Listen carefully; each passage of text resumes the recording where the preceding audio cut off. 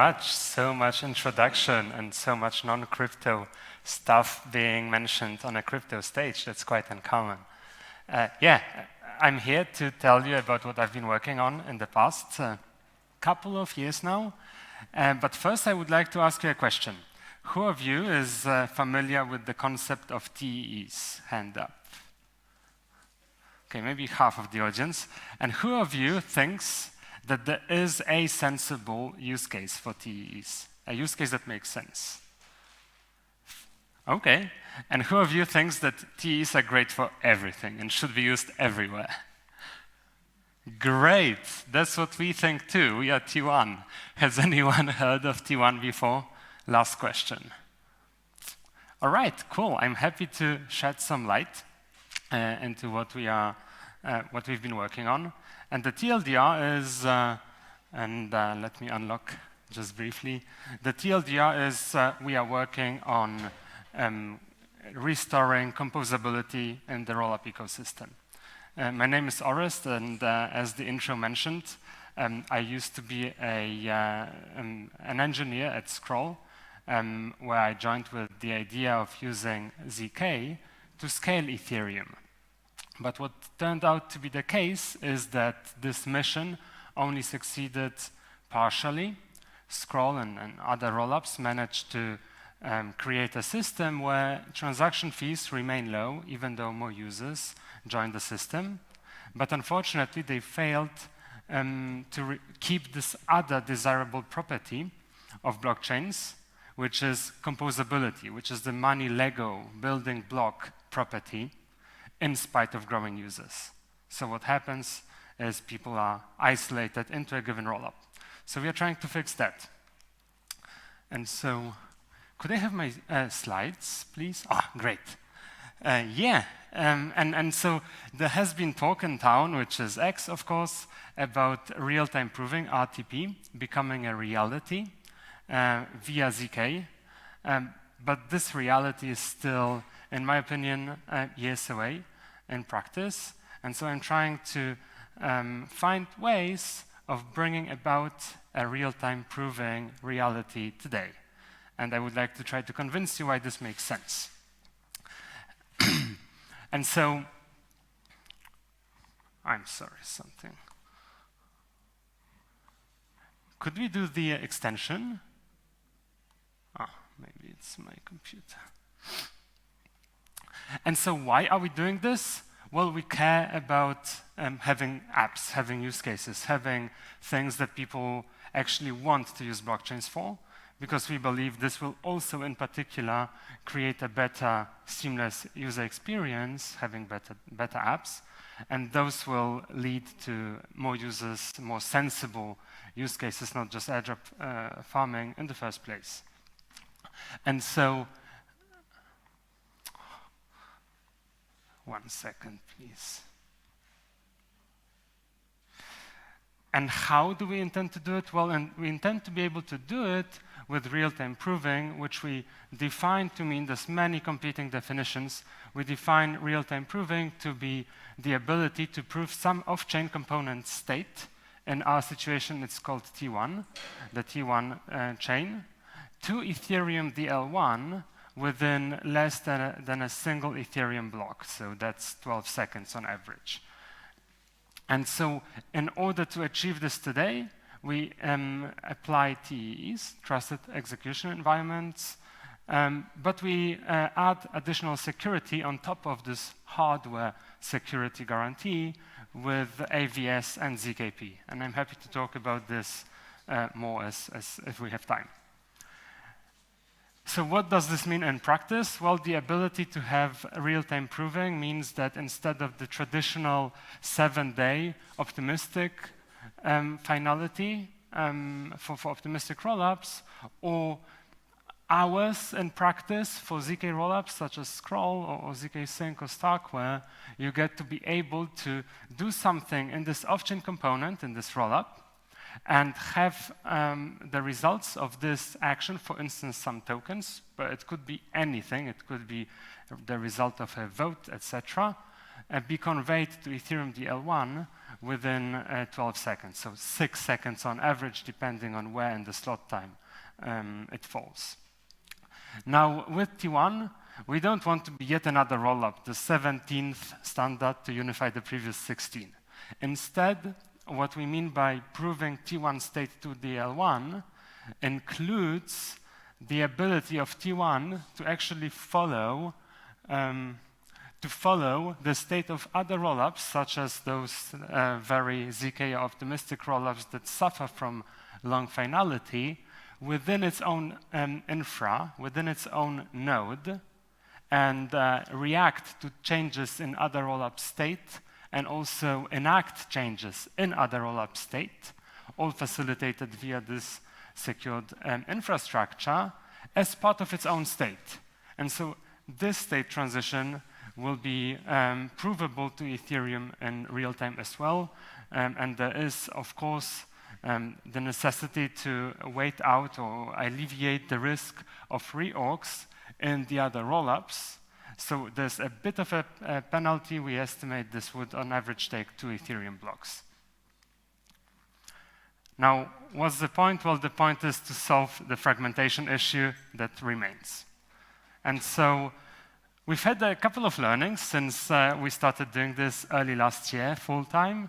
And that is, first of all, the market seems to be favoring good UX. Unfortunately, people don't seem to care about security as much as OG nerds like me would like them to. So that's one thing. The other thing, of course, and that's also in my definition UX, people care about fees. People care about not having to care about what slippage to set and how a sandwich attack might get them and what sort of front-running protection they need. They just want to have the 1 ETH sold for the whatever Google tells them USD amount it's worth. A second learning is multi-chain is here, and it's here to stay. We believe that people need to, well, ideally, developers wouldn't need to build for a multi-chain fragmented reality, but currently they do. And so we believe there's a big potential in abstracting away this new reality of a fragmented and multi-chain world towards dApp developers, so that we can get back to this original goal of enabling better apps. And then 1.5 years ago, we used to be quite contrarian with a couple of bets we've been making. So for instance, I used to believe, and I still do, that shared sequencing not be feasible. I remember in Bogota, the DEF CON had a side event hosted by Scroll and Espresso. Espresso, soon after that, became a shared sequencer.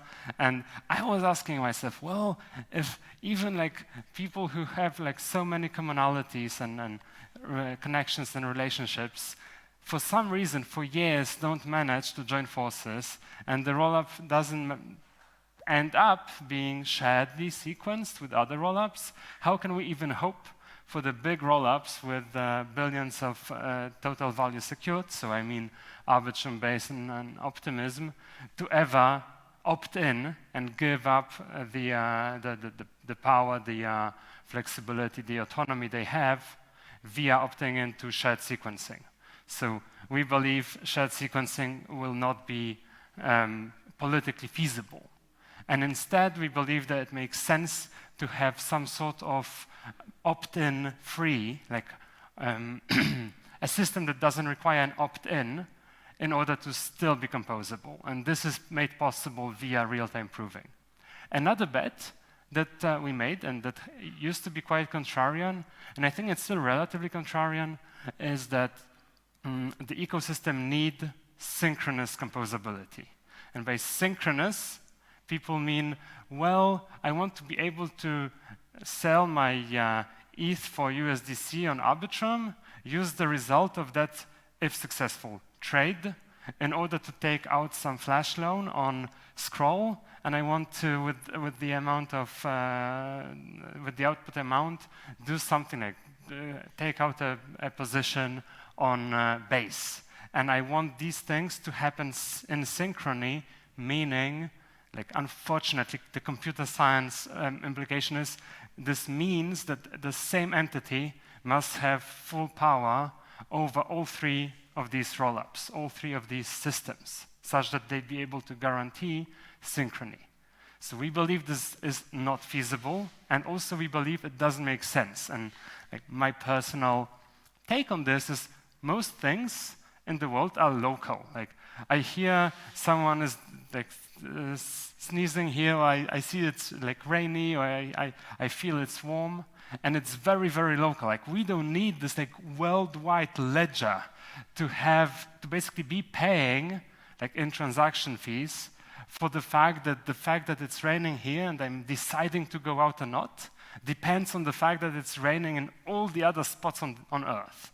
Like, this is not needed. Like, it might be cool and make things a bit more elegant and easier for the programmer, but it's not worth. It's not a trade-off worth taking. And so, yeah, instead we believe in fast but asynchronous composability. And asynchrony in the composability, meaning there's, for instance, an entity like T1 able to follow other areas of the world and selectively look at what points of interests there might be and allow the developer to react to that, but only in a callback-based setup. So only in a way where this other system might not behave as expected, so we need to take that into consideration. So how do we achieve that, and what does it mean if we say, well, TEEs are not great for everything and we want to secure them? Well, we mean specifically the fact that there's certain security budgets or attack cost thresholds to different threat models. And so in the case of T1, we start with TEE proofs, so that's hardware security. This is the box on the top. And we do this well aware of the fact that you can exploit TEEs at some cost point. So maybe you could say for TEEs, this might be $1 million in order to be able to have your TEE that you control as a node operator do something that its code would not have allowed it to. So we don't want to be only bound to $1 million of value secured, right? So what we do is we let many people run TE nodes, and we make sure that even those, by their nature, asynchronous behavior steps or items, such as following other nodes, be made deterministic, and then we can actually require consensus among TEEs via deterministic re-execution. And this thing, because it's deterministic, we further secure with AVS. So that's like a restaking system, basically an insurance, where if some actor manages to break into the TEE and then have it attest to or like sign off on something incorrect, this will, in the aftermath, be attributable via data on chain, and therefore will this entity be slashable. And this slash stake will be redirectable to the victim. But this, again, you could say, has its limits as well.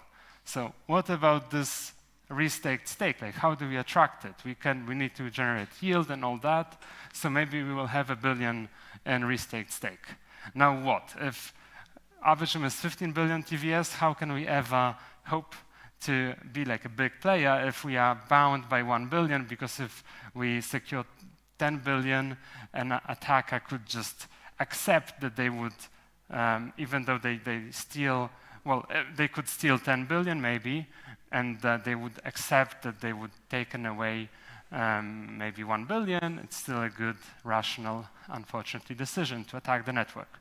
And so towards that goal, we apply what we call bespoke ZKP.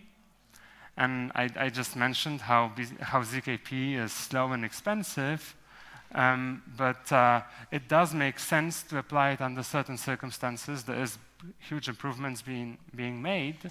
And in particular, if you don't have this strict ambition or strict criterion of requiring your ZKP to be produced within a very short time span, you are able to relax the cost, like the budget, very much. And so in our situation, what we do is we keep track of the value at risk. So for instance, let's say this $1 billion worth of tokens in our bridges, and then someone wants to withdraw some USDC. We keep track of that, and as the value, like the accumulated value at risk that, for instance, has been withdrawn, approaches the restaked stake, so let's say $500 million, we incentivize the creation of an additional proof, the ZKP proof, for all the transitions since the last ZK proof. And as the, like if ever the value at risk were to, in a given block, exceed the crypto economic security budget, the AVS budget, we would then actually, under those extreme circumstances, hold finalizing on deal 1 and require as a hard requirement the provision of a ZKP. And so this way, once the ZKP is provided, are we able to basically reset the AVS crypto economic security budget, because we know there's also a cryptographic guarantee that there was no fraud, that there was no misdemeanor on the TE operator part and the consensus, and so we expect to have to require ZKPs very seldom only.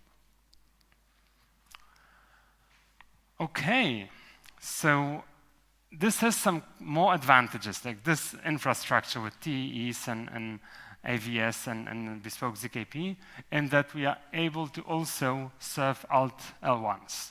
You could completely envision having not just Arbitrum and Scroll be followed within the T1 node, but also Solana or whatever else you have, and expose even differently valued chains as kind of Oracle subnets to the T1 dApp developer coding the dApp in Solidity, and you could parameterize how much security you want a certain subnet, like a certain arcane chain, to have versus maybe the big, very high TVS ones.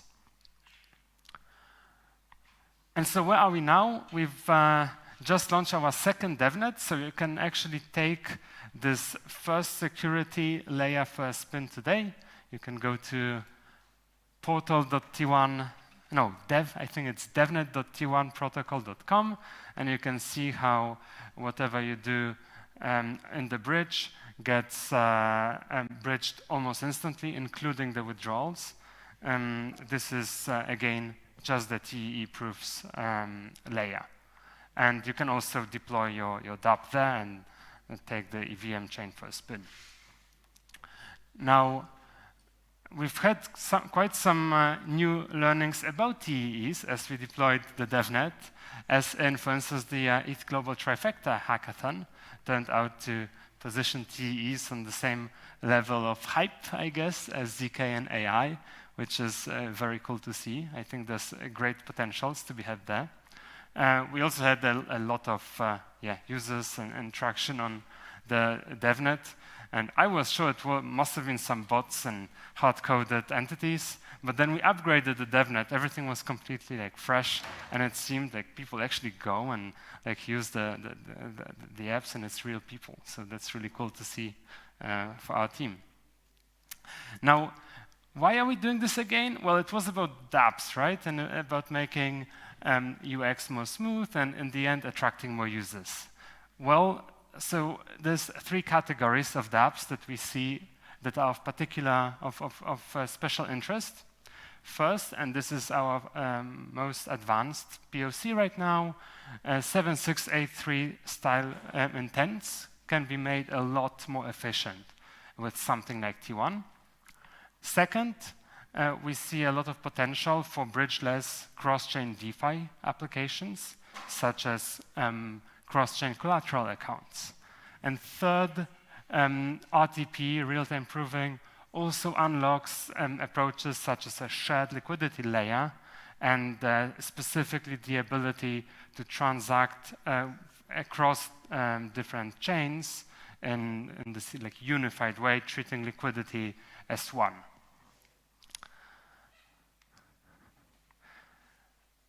So maybe let's go super briefly over the intents use case. We don't have that much time for all of the use cases because it's the furthest one. We actually have, if you go to our DevNet portal, you can take the intents bridge for a spin as well.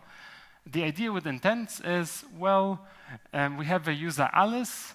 Alice has some 10 USDC on Optimism, and she wants to have at least 9.99 USDC on Arbitrum, and she expresses this intention as what we call a 7683 formalized intent. And then such an intent may be put on chain, on the source chain, and the $10 that Alice is willing to give up on the source chain in exchange for the hope of getting those 9.99 on the target, she would be escrowing on the source chain in the 7683 escrow contract. And upon seeing this, there's basically a market situation where anyone could find, hey, she wants to have at least 9.99 on Arbitrum, and she's willing to give me 10 on Optimism, so there's some arbitrage or some margin potential. I'm gonna go ahead and send her at least the required amount on the target. And at some point in the future, will the escrow contract on the source chain learn about this fact? And upon learning about this, it will release the funds to the solver. So this is basically the idea. This results in, this is basically what you do when you go to a cross or similar and you want to bridge a small amount. You get pretty good rates and you get your money almost instantly.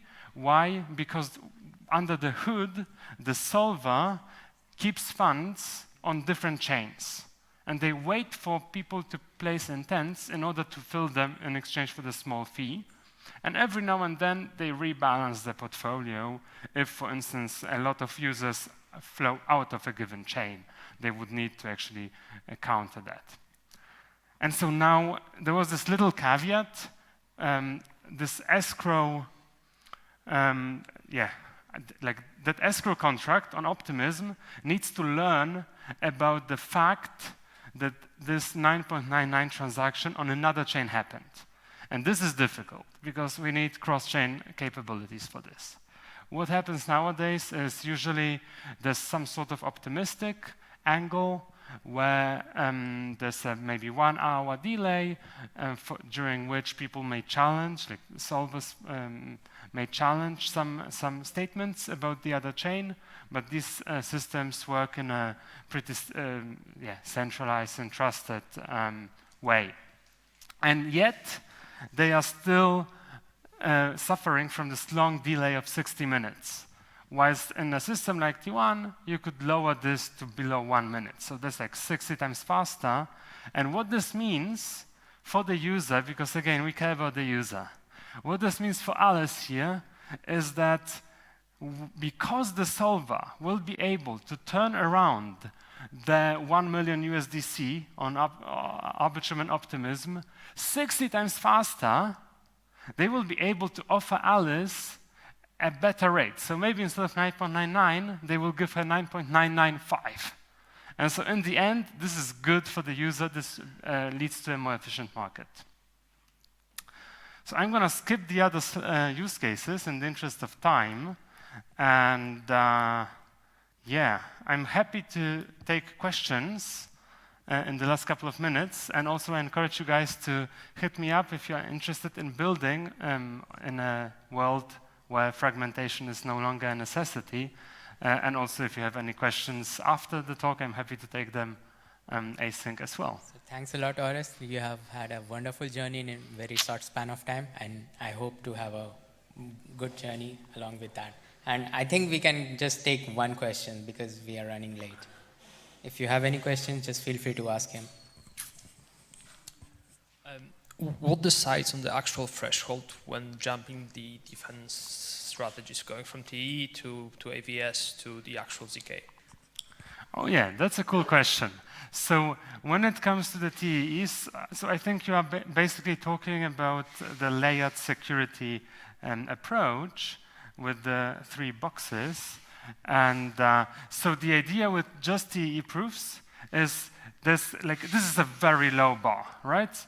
If you decide to render the system permissionless, it's like relatively certain that once the value approaches $1 million, you will get attacked because it's just rational.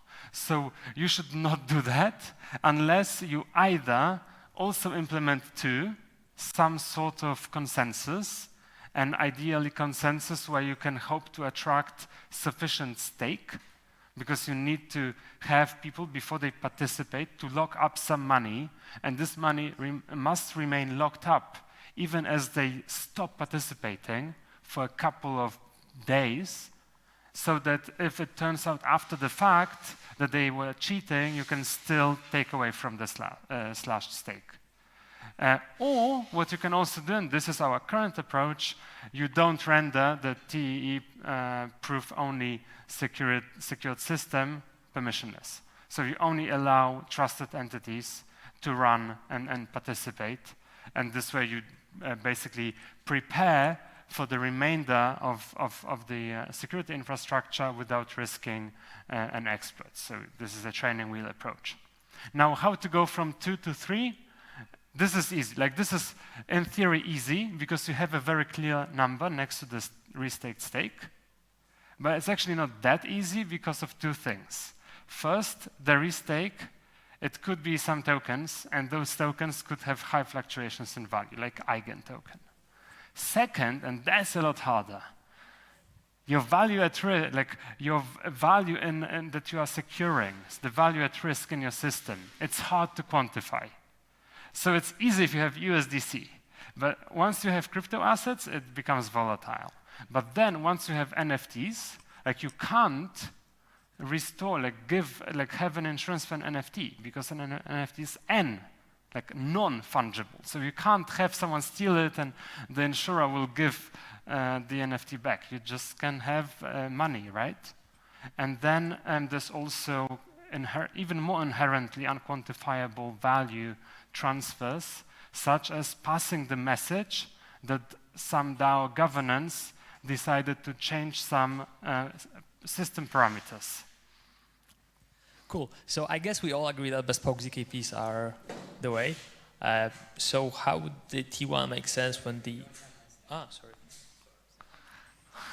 I'm happy to talk after, right after. Yeah. Thanks a lot, Orest. Okay, thank you guys.